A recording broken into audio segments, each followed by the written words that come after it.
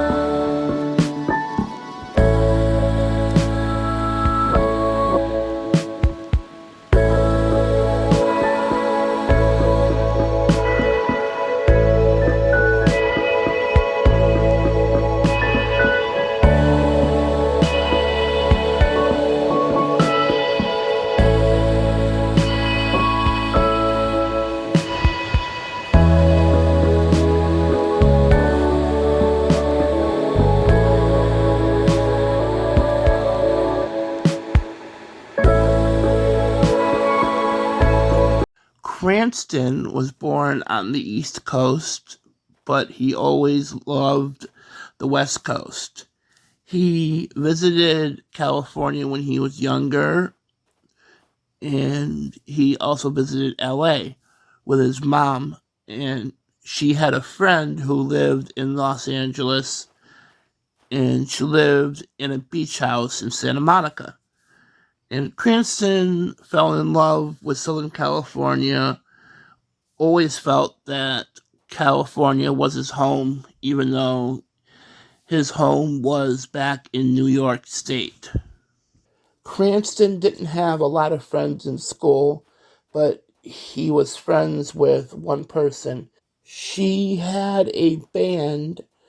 Cranston was singing in class once because he told one of his teachers that he had a good singing voice, and after class, the teacher wanted to hear Cranston's singing voice, which was very rare for him because he is very shy. and doesn't talk much. His friend was going to walk with him to lunch, but she stayed in the doorway listening to him sing. He sang his mom's favorite song, and his friend, when they got to lunch, she said, I heard you singing, and you got a really good singing voice. She explained to him that the former lead vocalist of the band that she has was fired because he would rarely even show up to concerts that they have. And she told him that he has a great singing voice and asked if he wanted to sing for her band. Cranston said sure, and the rest of the band was introduced to Cranston, which he was also friends with before, but not really close, which means he rarely even spoke to them, but he was really comfortable around his best friend, and she always got him to talk. Because he felt comfortable around her. Another thing why the old singer, got fired was because he would be, when he did show up to performances, he would always be late, and he didn't have a good excuse on why he was late. They had shows on weekends at a local restaurant. They always had shows at this local barbecue place. Cranston's mom knows the owner. His mom used to be in a band, and her band used to play at the same barbecue place when she was younger. The owner always treated the bands fair and never charged the bands for food and drinks. And instead of 30-minute breaks, it was 1 hour. He always looked out for the bands who played at his barbecue place. Apparently, Cranston's mom used to go to school with the owner of the barbecue place. Cranston's grandmother passed away, and what he wanted to do was sing her favorite song in tribute to her.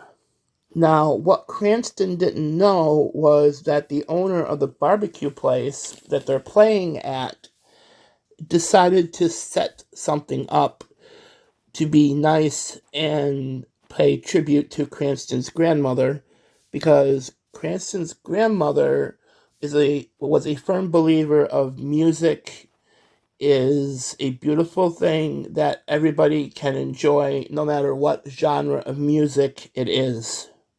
So what the boss did was he explained what happened, and he told everyone that in the band not to tell Cranston, but he also explained everything to the other bands and that was singing and performing that day, and explained why he wanted to do it, and every single band said yes, that they would do it. It would have been Cranston's grandmother's birthday that day, and what happened was every person in every band said yes, and what the bands were, there was a grunge band who was the first band to say yes, a country band, a rock band, and a metal band. Cranston didn't know what was going to happen. He got to the first chorus of the song and it went over his head. Every single person that was in every band snuck on stage behind Cranston and sang the chorus of that song with Cranston. By the second chorus, Cranston heard it and he thought that The chorus sounded a little different than it usually does. It sounds like there's more people. So he turned his head and looked, and he saw everyone who performed that night on stage, which got him to cry. Seeing everyone come together after the song, he thanked everybody. After Cranston graduated high school, the band split up, but he went to college in LA. He went to college to be a game programmer, but he went the music route instead. He wrote a song and he sang it about a person who never said that he liked a friend and it was the person's best friend, but he was afraid to say something to her, and in the song he wondered how his life would have been different if he would have said something to his best friend. He was sitting on his back porch in Topanga looking at the view, and he had an idea. He wanted to get the band back together. He called the rest of the people in the band and told them that he wanted to record music. And the weirdest thing happened. Every single person that was in the band was living in the Los Angeles area. They all got together and recorded an album, a love letter to music that they love. They planned on doing one album, but the album that they recorded was so popular that they recorded 4 more albums. The last album was a cover album. He retired from music and decided to sign up for the Nook's Deserted Island Getaway Package because he wanted to find a place where he could make new friends, and it'd be easier to make friends because Cranston has a hard time making friends because of his shyness, and also he doesn't like to be around people he doesn't know, but he wanted to step out of his comfort zone and meet some new people. So he thought that the Nook's Deserted Island Getaway Package would be the perfect way to do that.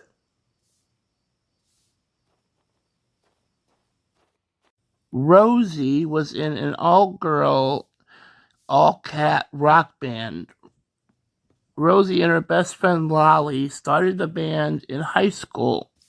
Also in the band was Kiki and some more people in the band.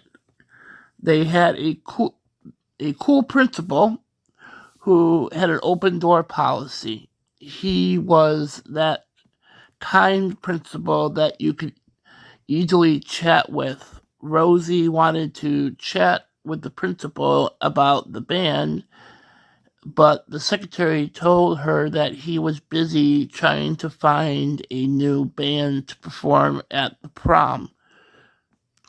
Rosie told the secretary to tell him to wait because she wanted to talk to the rest of the band and tell them what happened, and they might be able to help him out with the band being replaced. She talked to the rest of the band members and told them what happened, and they all agreed to play at the senior prom. Rosie and the rest of the band marched into the principal's office, and the first thing that she told the principal was, "Problem solved." The band would play at prom for the principal to help him out. The principal told them that they could play any songs that they wanted to, even if it's a cover of another band's music or if it's their own. He didn't care as long as the music was appropriate for school. After high school, Rosie went on to go to college in California. She sang in cafes while in college, and she wanted to be a songwriter, so she moved to the desert. She really loves Joshua Tree a lot. A lot of famous musicians live there because it's a place of creativity and inspiration. Rosie had an idea. She wanted to do an album together with her old band, and she wanted to record something together. So she got in contact with everyone, and they agreed to sing together one last time, and they recorded the album together. But the music was going to be a love letter to music. They wanted to record music that they really loved. The album was a mixture of blues, rock, country, and some Tex-Mex rock and roll. The label canceled the album because they didn't want the style of music that they were going to do, and they wanted them to stick to one genre of music. They were all devastated because of the cancellation of the album. She told her neighbor what happened, and her neighbor told her to wait, and her neighbor called her record label and told them what happened. The label told her friend to tell the band to come over to the record label on Friday to talk about the record that they wanted to record.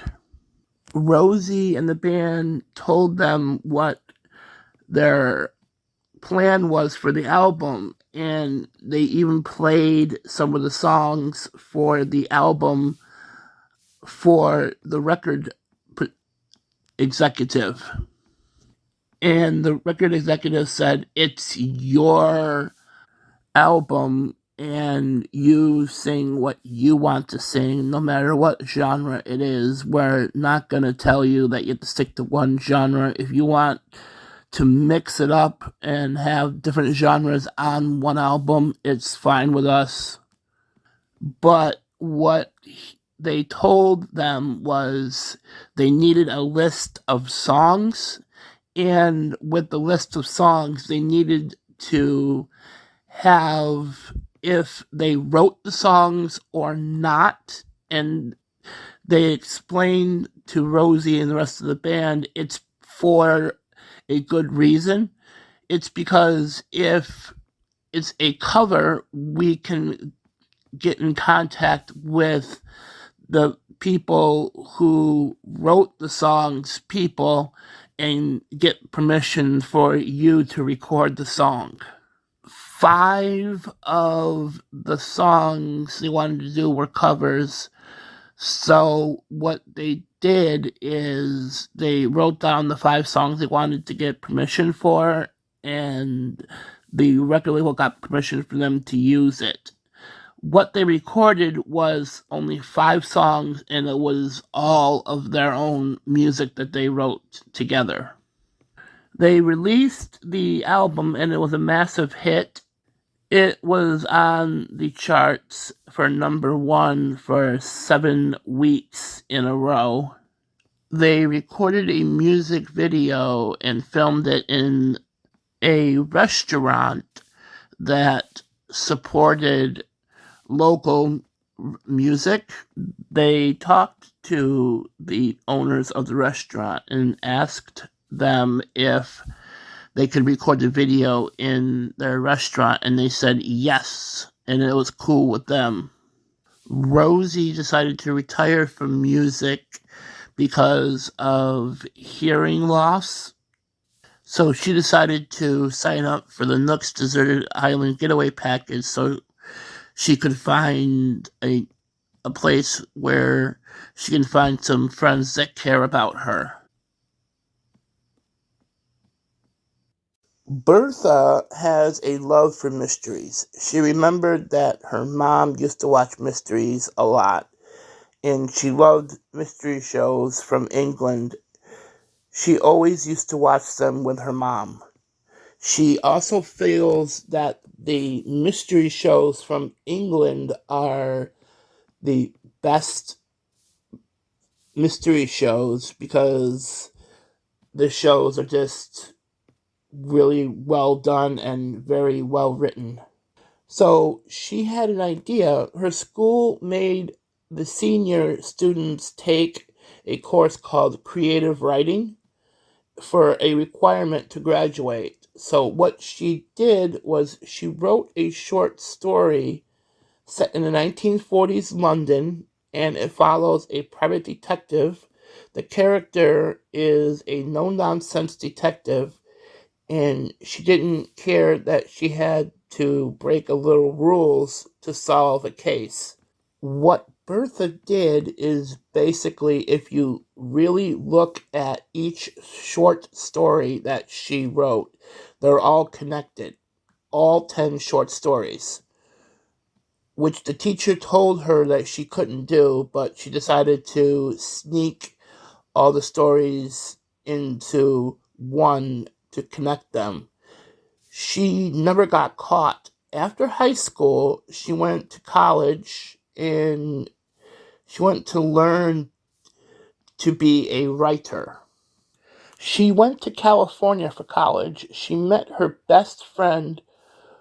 She was her college roommate. After she graduated high school, she lost the only family that she had, her mom.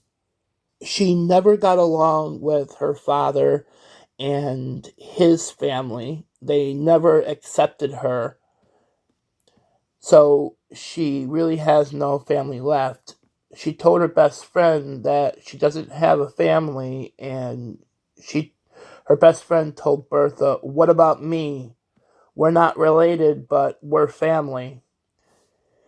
You're staying with me." She moved into her house, which was a beach house in Santa Monica. Her best friend told Bertha not to worry about getting her stuff.